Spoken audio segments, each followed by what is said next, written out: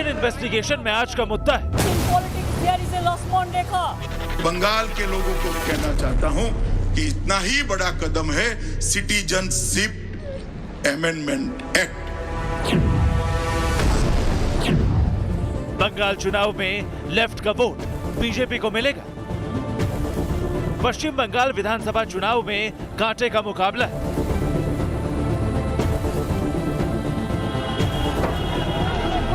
चुनावी रण की गर्मी का अंदाजा सड़क पर चलने वाले ईंट पत्थरों से लग रहा है।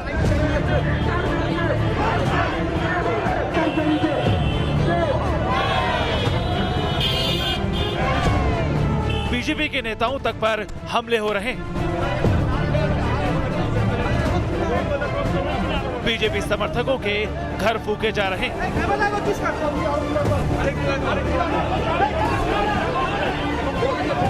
बीजेपी कार्यकर्ताओं का खून बह रहा है।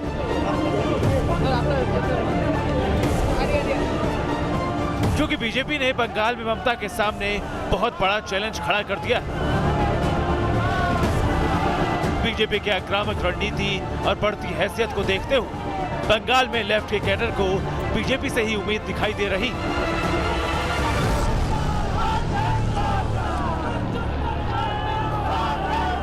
और इसीलिए लेफ्ट का कैडर वोट काफी अहमियत रखता है।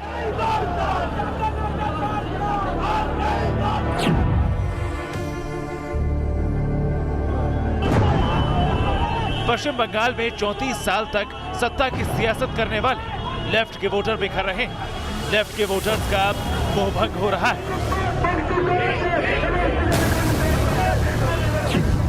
क्योंकि बंगाल में लेफ्ट की पुख्ता रणनीति नहीं है। लेफ्ट का कोई बड़ा चेहरा नहीं है।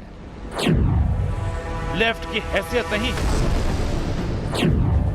लेफ्ट का भविष्य नहीं है।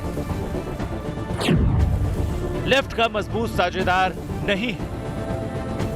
और इसीलिए बड़े पैमाने पर लाल झंडा ढोने वाले लोअर और लोअर मिडिल क्लास वोटर अब बीजेपी की ओर उम्मीद की नजरों से देख रहे हैं।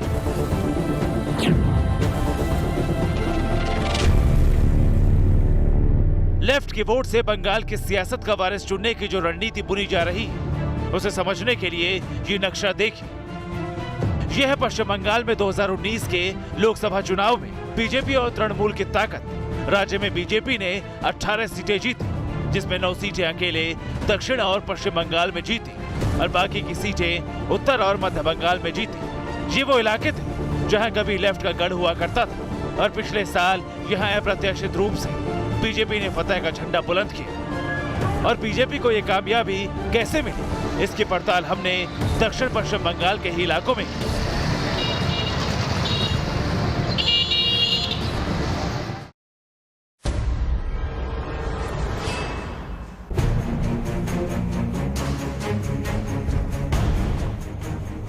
हमने अलग अलग इलाकों के अलग अलग समुदायों के ऐसे महिला पुरुष वोटर्स से बात की जो कभी लेफ्ट का कैडर हुआ करते थे, लेकिन अब वो बीजेपी को वोट देना चाहते हैं। वाम दलों का कैडर बीजेपी छोड़कर सीपीएम छोड़ के बीजेपी में क्यों जा रहे हैं? हाँ, ये सबसे पहले बात कि आपको हम इस बात की बधाई दें कि पहला ऐसा टीवी चैनल आया है जो सीपीएम की जो इससे पहले हुकूमत थी वो 2011 में ख़त्म हो गई। अब पूरी तरह से उसका हुकूमत जो है ध्वस्त हो गया, जो धराशायी हो गया। और उसके बाद टीएमसी की सरकार आया, हम लोग लाल झंडा का कैडर रहे। तो एक किरण हम लोगों को नज़र आया माननीय बीजेपी के प्रधानमंत्री नरेंद्र मोदी जी में। हम इससे पहले लाल झंडा में थे, लाल झंडा के बाद में फिर कोई भी पार्टी समझ में नहीं आया। एक मरतबा इसको चांस दे के देखा जाए, देखते हैं क्या करता है। ये हम लोग बीजेपी ज्वाइन किया, इसके नज़दीक गए हैं, बीजेपी ज्वाइन किया। इन वोटर्स से बातचीत में पता चला कि बीजेपी में लेफ्ट के वोटर्स को अब कोई भविष्य नहीं दिख रहा और ममता बनर्जी सरकार से छुटकारे के लिए एकमात्र विकल्प बीजेपी ही दिख रही है। हमारी टीम ने महिला वोटर्स से भी राय ली कि लाल झंडा छोड़कर अब वो बीजेपी के साथ क्यों। बीजेपी में तो बहुत सारे अच्छे काम किए हैं औरतों के लिए, खास करके 3 तलाक के ऊपर मेरा ज़्यादा ध्यान गया कि 3 तलाक पहले मौलाना लोग और बहुत सारे क्या एक बार बोल देते 3 बार हो गया तो 3 बार हो गया, और मोदी जी के आने से पता चला कि हाँ 3 तलाक में सिर्फ 3 बार बोलने से तलाक नहीं होता है, बल्कि उसके भी कुछ रूल, उसके भी कुछ कायदे हैं। जब तक लाल झंडा था और ममता जो है तो कुछ नहीं हुआ, और अब मोदी सरकार हम लोग के लिए बहुत से फैसिलिटी दिया है, राशन फ्री कर दिया है, अकाउंट में 1500 रुपया करके दिया है, फिर डॉक्यूमेंट्स का अकाउंट भी खुल गया 0 बैलेंस। इसी वजह से हम लोग मोदी के साथ हैं। पहले वो अच्छा काम करता था, फिर वो देखा हम लोग ठीक नहीं है, उसके बाद फिर तृणमूल भी अच्छा काम करता था, फिर हम लोग उसको पकड़े, अब वो भी वैसे ही निकला, तो अब हम लोग ये लाल अब सब छोड़ दिए, अब हम वही लोग मोदी जी को चुन रहे हैं। लॉकडाउन में तो दिए राशन और फिर जा कर के चूल्हा दिए, गैस चूल्हा, फिर 0 बैलेंस का खाता भी खुला, ये सब हम लोग का नहीं था। फिर पैसा मिला 1500, राशन भी दे रहे हैं, फिर खाता खुल गए हैं, ये गैस चूल्हा दिए हैं, हम लोग सोचो मोदी जी दे। पश्चिम बंगाल के आम वोटर्स के बीच बीजेपी को लेकर ये माहौल 2019 के लोकसभा चुनाव के बाद बदला है, क्योंकि विधानसभा और लोकसभा चुनाव के नतीजों में वोट प्रतिशत का फर्क साफ बताता है कि 2016 में विधानसभा चुनावों में लेफ्ट का वोट शेयर 25.6% था, जबकि बीजेपी को 10.28% वोट ही मिल पाया था। उसके उलट 2019 के लोकसभा चुनावों में पश्चिम बंगाल में बीजेपी को 40.6% वोट मिल गए, जबकि लेफ्ट को 6.3% वोट ही मिले। 2016 में पश्चिम बंगाल में विधानसभा के चुनाव थे। इस चुनाव में बीजेपी को 10 से 11% वोट मिले थे, लेकिन 2019 में लोकसभा के चुनाव में बीजेपी ने 40 से 41% वोट झटक लिए। इतना बड़ा बदलाव कैसे आया? बीजेपी ने इतने सारे वोट अपने खाते में कैसे कर लिए?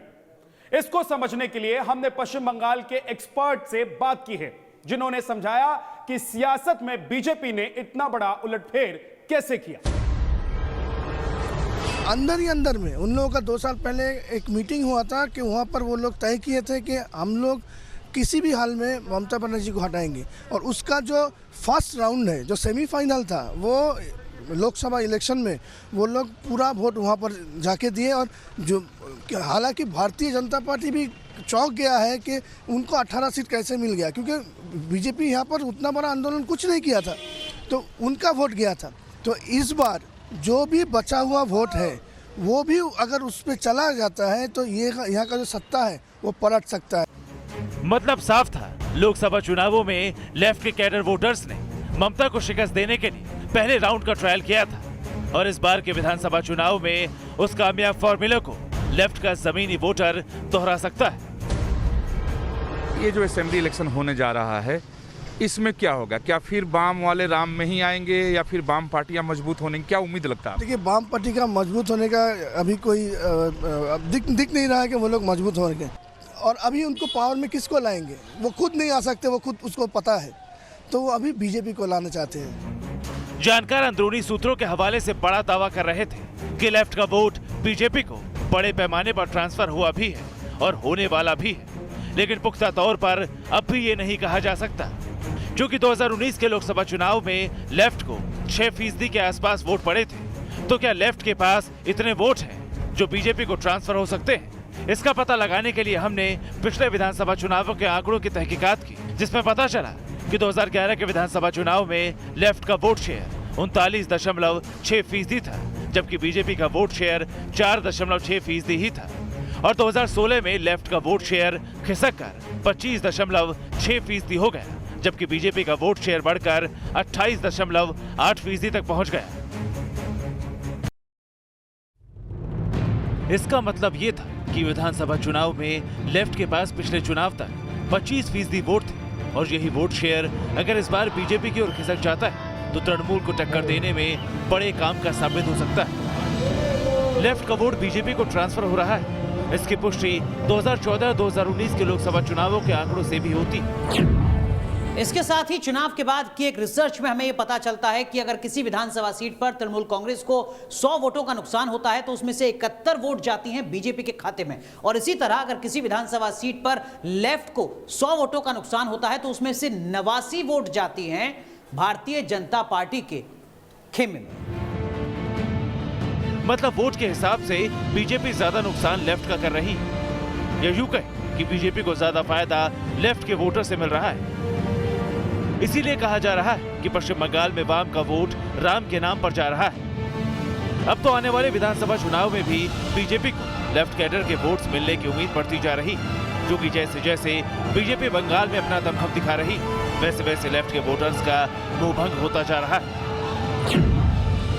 ये मैं करता था, मतलब ये छोड़ के मैं आया हूँ कि वहाँ कुछ काम नहीं है, सिर्फ झंडा ढोने का काम था और हम लोगों के लिए कोई काम नहीं हो रहा था, इसीलिए मैं पार्टी जो काम करने वाला पार्टी आया हम उसके साथ में। वाम दल के केडर नहीं हम लोग, दल के केडर में हम लोग तो कांग्रेस पहले थे, उसके बाद तृणमूल में आए हैं। अभी हम लोग को कोई काम पाड़ा में मोहल्ला में कुछ हो ही नहीं रहा है, इसीलिए हम लोग जा रहे हैं, क्या करें, हम लोग जो काम करेंगे उसी के साथ में रहेंगे। पश्चिम बंगाल के वोटर्स का मूड और एक्सपर्ट्स की राय जानने के बाद जरूरी था कि पश्चिम बंगाल में जमीन पर पार्टी का काम कर रहे नेताओं के बीच भी पड़ताल की जाए। पश्चिम बंगाल में बीजेपी के प्रवक्ता को भी यही लगता है कि बंगाल में अब कोई वाम नहीं, सिर्फ राम है। एक नारा लगा था कि वाम का वोट गया राम को, तो ये वाम का वोट राम में आया था। वाम का वोट राम में आना, वाम देखिए जो पिछले जो चुनाव था 2019 में जो लोकसभा चुनाव था वो वाम लोगों को मिला था 7% वोट, कांग्रेस वालों को मिला था 5% वोट और बीजेपी को मिला था 40% वोट। हालांकि 2016 में वही वोट था 10%। जितना कभी यहाँ 35 साल तक शासन की 34 साल तक, तो वो वोट तो सीधा आप ही को आया हुआ दिखता है ना, वो तो आने ही वाला था। पश्चिम बंगाल में लेफ्ट का कैडर तकरीबन खत्म हो चुका है, नेतृत्व धराशायी। ऊपर से कांग्रेस जैसे संगठनों ने चुनावी गठजोड़ की मजबूरी में लेफ्ट के हाथ कुछ नहीं लगता दिख रहा कि वाम का वोट जो है वो राम को चला गया। देखिए ये नारा जो लोग जिन्होंने रचना की है उनका खुद के दल के जो प्रोग्राम है या खुद के दल के जो उनका जो दावा है, मुद्दा है, उसके ऊपर में उन्हें भरोसा नहीं है। हमारी वोट कोई जागीरदारी नहीं है, हिंदुस्तान का आवाम का ये हक है कि वो जिसको चाहे उसको वोट दे। पश्चिम बंगाल में लेफ्ट अगर चुनावी मैदान में खड़ा होने का साहस कर पा रही तो इसके पीछे राज्यों में हुए चुनाव के नतीजे हैं, क्योंकि लेफ्ट को लगता है कि विधानसभा चुनाव में बीजेपी का वोट प्रतिशत कम होता जा रहा है। मसलन बिहार विधानसभा चुनाव में 2019 के मुकाबले 13% वोट कम मिले। महाराष्ट्र विधानसभा चुनाव में 2019 के आम चुनावों के मुकाबले 22% वोट कम थे और झारखंड विधानसभा चुनाव में 2019 के मुकाबले 22% कम वोट मिले थे। लेकिन लोकसभा और विधानसभा के वोटिंग ट्रेंड की तुलना नहीं की जा सकती। लिहाजा बीजेपी दावा कर रही कि इस बार पश्चिम बंगाल में लेफ्ट के पास कुछ नहीं बचने वाला। जिस तरीके का वोटिंग पैटर्न आपने बताया लोकसभा चुनाव का, क्या इस असेंबली में भी वाम वाला वोट राम को आएगा? हालांकि हम जैसे पहले भी बता चुके हैं, मैं मानता नहीं हूं कि वोट किसी का जागीर है जिसका, लेकिन मैं ये बताता हूं और जितना 7+5 जो 12% वोट वामपंथी और कांग्रेस वाले को मिला था वो बहुत नीचे आ जाएगा और भी नीचे आ जाएगा।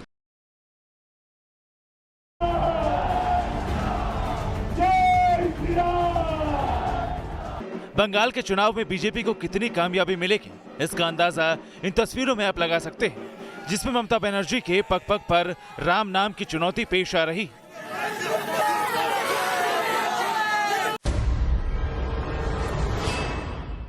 पश्चिम बंगाल में पिछले विधानसभा चुनाव के नतीजों, पिछले लोकसभा के चुनाव नतीजों और लेफ्ट बीजेपी का वोट प्रतिशत साफ इशारा करते हैं कि लेफ्ट का वोट बीजेपी को मिल रहा है। इसके अलावा पश्चिम बंगाल के अलग अलग इलाकों में वोटर्स के बीच उनकी राय जानने और लेफ्ट के कैडर वोटर्स से बातचीत के बाद ये पता चलता है कि पश्चिम बंगाल में बीजेपी के वोट प्रतिशत में अप्रत्याशित बढ़ोतरी हुई।